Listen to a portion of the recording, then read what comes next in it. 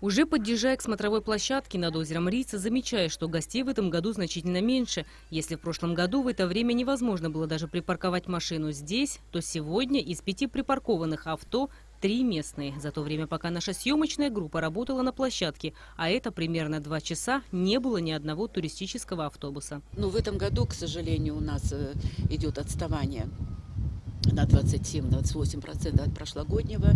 Между тем, на Рице хорошо подготовились к летнему сезону. Что касается безопасности, то в этом году руководство РНП заключило договор с Министерством чрезвычайных ситуаций. На озере появились постоянные дежурные на лодках, 2 водолаза и 2 инспектора. Озеро, понимаете, оно такое коварное, вроде бы тишь да гладь, поэтому внимательно следят, отслеживают, чтобы они безопасно пользовались катамаранами. В этом году руководством национального парка закуплена спецтехника для уборки мусора, расставлены новые урны. Помимо того, что вся территория облагорожена, на площадке строится новое здание, где будут располагаться медпункты и отделения милиции. Самая такая крупная работа – это мы здание на смотровой площадке строим, нормальное здание для милиции, для медпункта и для инспекторов охраны. Потому что вы видели, там стояли вагончики, они после каждой зимы протекали, снег продавливал, протекали, нам приходилось ремонтировать. И вид, честно, был у них такой, неприятный, будем так говорить.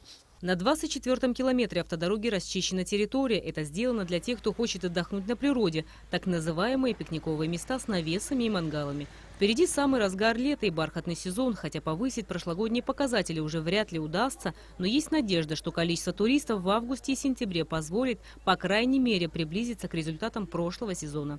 Рената Шакаева, Беслан Джинджоли, Абхазское телевидение.